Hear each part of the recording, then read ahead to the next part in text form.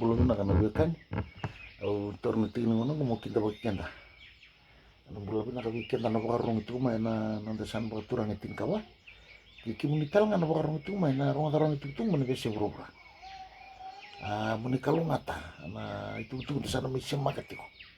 ni kuha men sana tigo ure di tung tanga ni na bola ni bakata kala ni itu tini bola ni bola tabu book of Revelation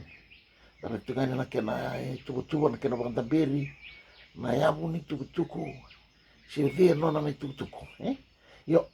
dari tani kuha ni bolango na mata ini ni tikina sabra mata tatrati ko na vanua se na inakilebu kena bolai maina na bolango rede na bakatakila na wasi ndua na tikina ndio watu ngana kanoro the revelation of Jesus Christ which God gave him to show his servants things which must shortly take place. Dari dan ayo kan na bakatakila ko sa ito tinibolang ko na bakatakila na bola tabu se na bola tamu go soli bir na no tamata meraran rakila si weekenda meranin dakila na vika ena bakaruya to weekenda ina buruburongo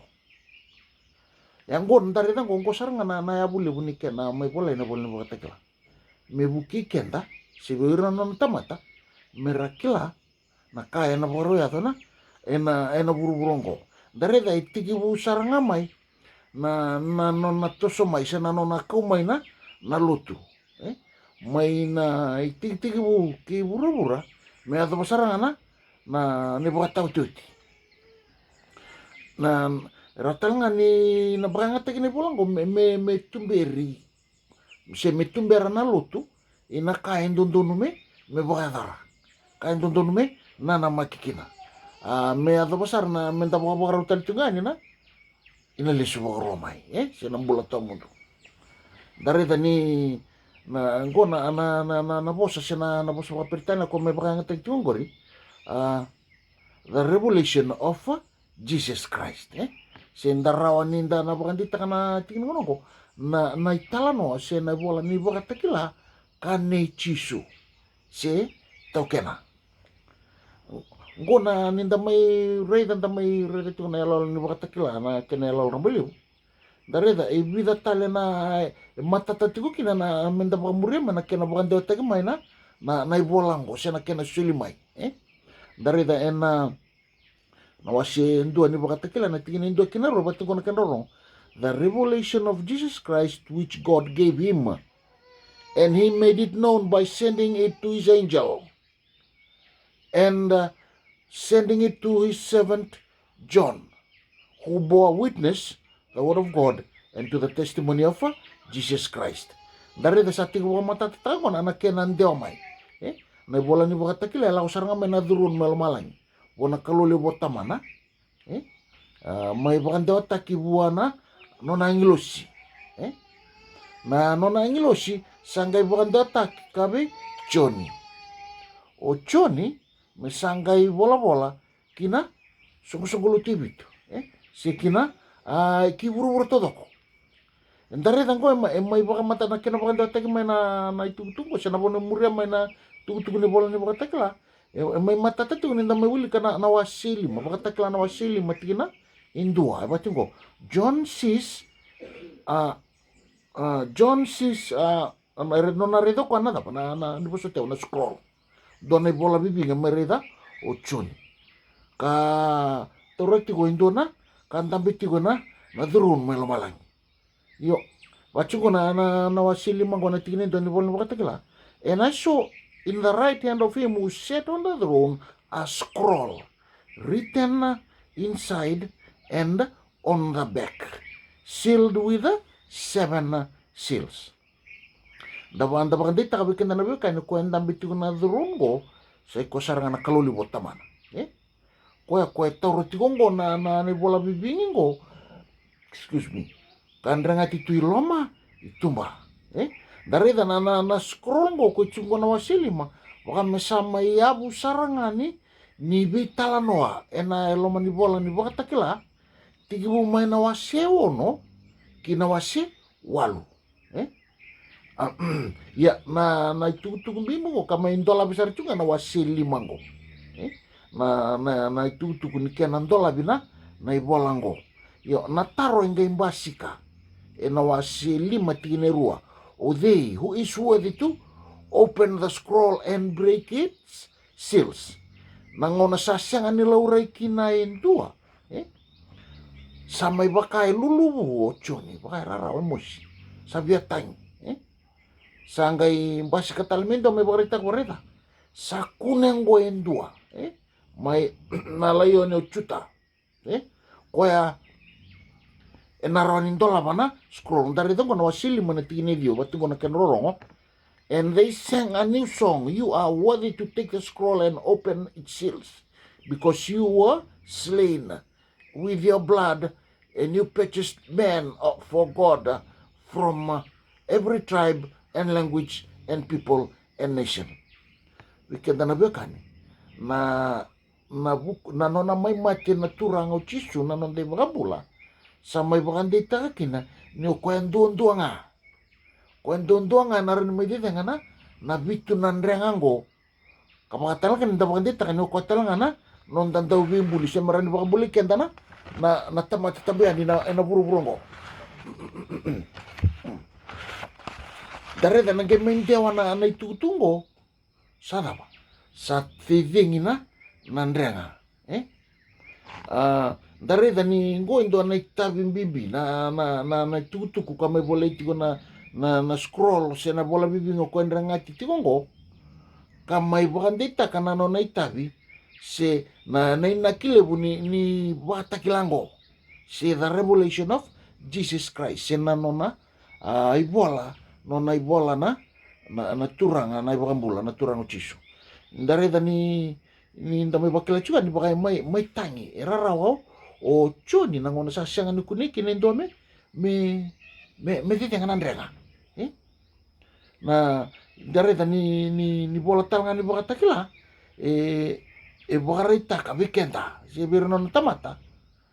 na thaba na bakaraw yafo subata na thaba na bakaraw na marito chuga me basikit ko na wasindo na tiginin tua yo sa kwendo nga na lamingo kwa may mati na kabilatay na nona bibuke na nona English kwa makit-kit bagitungo menanggay bukan wataki na lewe ni bolango me bukan wataki Asia todo ko na bitu na isongo loto dareda total ni tugu bimbe game basika nangona sa suli kina bicho ni bola ko sa titing itungo sangay tugu ni bicho ni meda mekania tugu ni bicho ni mekania yango baka isinga ni mata tabi kan dareda sa membasik tu kana basitin yo dareda na tugu mata tanin dalag siya makane bola ni isikeli ena wasi rua manitiginin dua kina tulu batingo na kinorong son of man stand up on your feet and I will speak with you son of man I send you to the people of Israel right mbona kasang itulu isikeli ena wasi tulu tiginin dua kina tulu son of man eat what is offered to you eat this scroll and go speak to the house of Israel. So I opened my mouth, and he gave me the scroll to eat. And he said to me, Son of man, eat this scroll that I give you, and fill your stomach with it. Then I ate it, and it was in my mouth as sweet as honey. Wikenda na bekani, na nona may kanya tigongo na ipolango isikeli. E baka hindi taka weekend sa kene baka takar weekend ni samay lumuti samay kadibyo ko ya mindo na profita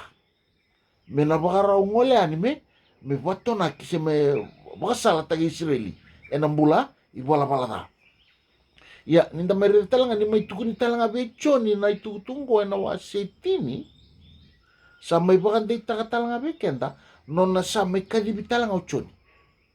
may bakang dita lang ano na itutu baka profita me na kauta na itutugo ki chiso ko sa itutugo ko na chiso me be baka salataki Israeli se o kenda na lewe burubura na lewe ni Israel bukayalo darre de mata tabinango ena wasitini na bola ni bukatakila ena tini kadua watu gona kenorongo. And I was told, you must again prophesy about many peoples and nations and tongues and kings. Daridango, kwa na prophesy ngo kwa ituguni vichuni ngo me prophesy tale, sangay may lewena ti ko na iwala ni bakatakila, may nawasi tinikandua, kinawasi rosa kabulkarua. Weekend na bekani, kinembale-bale, nda may nda ndambera ti ko na iwala ni bakatakila, kwa na iwala nrenga tingo, kasama indolabi, ndarawata lang ni sana may tinia, ni bola ni bakatakila, sasya nga nindo na bola sungot, siya ni bola, it's no longer a closed book. Baleta ni sandola ba na, turangaw chisu, kasasuli abo na no nangilosi, na nangilosi sa bakandewa takabe, choni, o choni sa may bakandewa takasarana, isungguloto, ibitu, yesiya, siya na, bitu na itambangaw na, kada sa bulan dunia may natamat na nguna may adabana ni kuha. Weekend na bekani sa kinimbalan bali weekend sa may suli weekend indo na ibolango. Ka soli saranga may buwan kalo manalong gitambo may lumalang. Ka sa rumbimbi weekend kina weekend na nalubi ni kalo. Menda ulida menda kila sa bolay telenga may ni bolango na kina itutuani sa na kina bolay. Meron ni bakaray taka ibura-bura baka mimbi ibu na nona lotu nabika na bakaraw yado sinabika isa yado tikongo na naturango chisu ame baka sala tagirito talaga na nona tisipili nabika na bakadora na teboro setani may sanga may bakarusaki na nona lotu kinabi bakadala na bakadora dari tango may basket juga na madi urusang ulkaba tinikaba. False Christs and false prophets will rise and show great signs and wonders to deceive, if possible, the very elect. Weekend na bekani. Sa nona itabi saranga sa design tagi mai sa boleh manibola ni baka takila. Mesulia na ibaka salango. Weekend na may baka salat tagi kenda. Meron inda baka raw tagi kenda. Mendakila nabi bakatalay ke nabi temak ena vakadora na teboro wikenda kasa bukia talanga no na tala no takama ne bol ni bakatakila nabi kalili buena yado si nabi kalili buko sa takabutiku na teboro ina no na lot kame bakarau taki kenda talanga bakanga no nabi bakarau taki ndo na tamandau loloma no na lomani ira na lumena merawa ni maroro ira merakila merabaka-bakarau ni merabaka-bakarau takira ni sato sutiko mai se nimbera ni vitema ki se metuso vira mai na teboro sakini malambali na ibolango se na ibola ni bakatakila enangan ribikina na kena bulidi ngan ribikin da mendana kila kila ni sana bukikan da ramai merani bukikan da menda ko ni ukata na boli ni bakatakila me mendone bolay songotu done boleh sini ang menda bulita sa kini balan ndam bulitu kena bekan keo na biya kila baka mata tan bi kalile sa pakarap ta to teboro kena bi ka baru ta na turang sanangan ribu mona sema mai menda na bulita batana ibola ni baka takla dareda na desangeri dan ko na lami ni samai tuda kitu ena sani na mata ni dhiro na tiko tabu dareda na baka takla na wasi lima na tigine ono kina na nabika evokadora na nona dedenga nandrenga dedenga nandrenga misanga ibokan dewa teki mereta na ibokan na indondo kontarongo di tikumai may bita mana taro na turango chisu dedenga nandrenga sanga isuli mai bona angilosi may bita ratara mai dareda ni samai toro tikungo na scroll ngo na turango chisu sanggai tiga bumeda ba me dedenga ndu don bakan sarong de tiga dedengine mateni renga karua katulu kaba kalima kaono nda merongo tiko na buli da satoro tu man baleta nandrenga da sabulu tiko ko ni kaono ni drenga sabo tiko ngai doanga nandrenga sai ko ni kabitu kami basi tiko na wase walu weekend na bekani dari dango ka mai bakan kita kita langaki na ni karo ni tabi ngarabana na ibolang ko ni bolang ni bakatakila ina wasi tini watingo na wasi tini na vanua na mamatata weekend na nitungtungo na bolang bakatakila ina tinginen dua kena rua watingo na kena rorongo and I saw another mighty angel coming down from heaven clothed with a cloud. He had a little book open in his hand. Weekend na biakani. Sando katalangan ni bitalanoa na nandrenga ko talona tegito na bola ko bibingi ko talona tegito ngo na bola ni bakatagla wasi lima kina ko membasi kitingo na tigina tini suara kani rondindui itu na merede ni ko na bola leila iko itu na wasi tini ke na bola na bola bibingi ko itu na wasi lima elora ini roto to watanga na bosa mbeka na yabuni bosa pakiri kimbeka se era kilana kenan tau ko bakan daw tag meki na bosa ngo na scroll ina baka takila lima ibia batu ko na kena rorong biblion ya ko na ibola ko na bosa na yabuni bosa ko me bakan daw tag na little book ko tingo na wasi tini batu bangang ko na kena bakasa ma bibla ridion dan kene bal gona kena semanga ni baka matala na biblion it's in diminutive form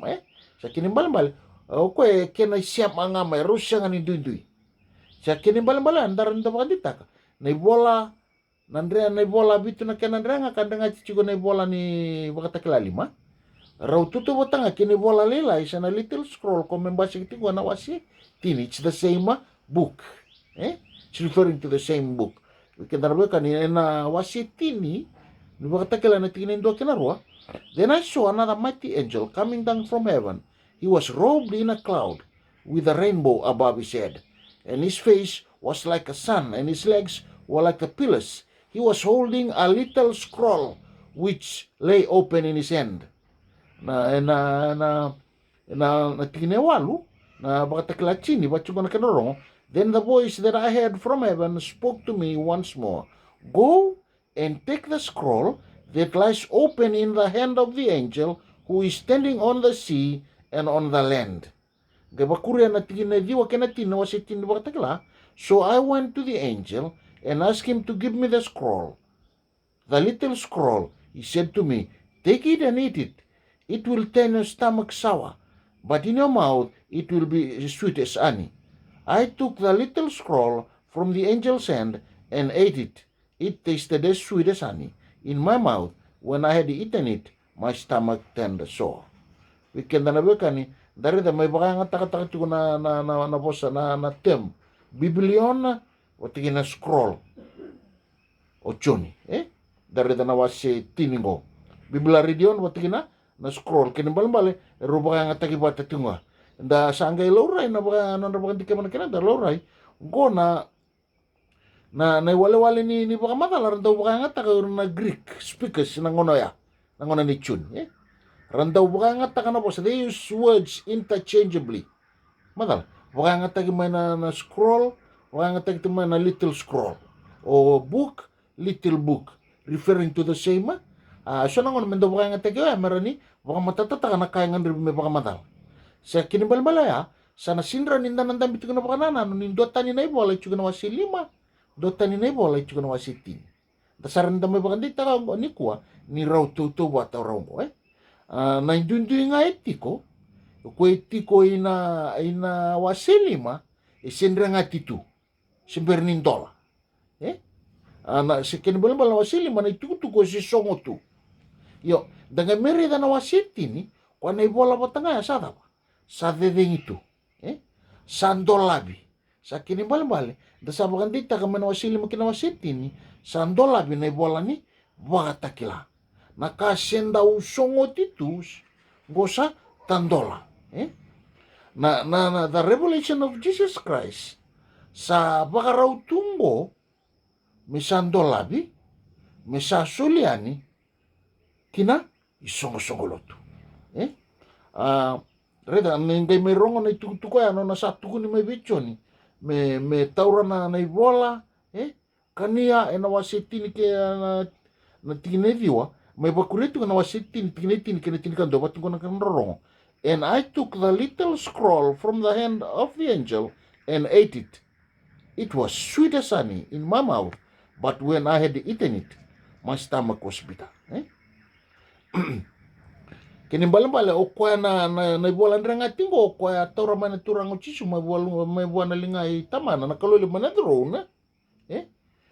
go samai dola itu sebebi sa senga tali ningai ndrengati sai kwa saranga nalami na ibu kambula na turango chisu kwa samai bevera weekend na bekani na indola ni nonda itu kumembaleta ni bola ni wakatakila na ibola ni chisu Kristo tau kena koya ya baka madala tagi tu membaleta na ngona se chisu baleta na vikaya da na nona isuk-sukulut ana kenrau ya buta kitel ngana wasili makene bola ni wakatakila membaleta na ibola ni wakatakila ni kalungata na bekani dana bakure juga ni na itu membaleta ni bola ni wakatakila anu kumasyo no bakal ngategalo malang na itu sa mentola batiu kina membaleta na ibola ongo bisa total nanda mas turangan na mamkalu na wale na muni bosa na wale na muni loloma muni rokovi muni ndokai jisu ni bakambula amen.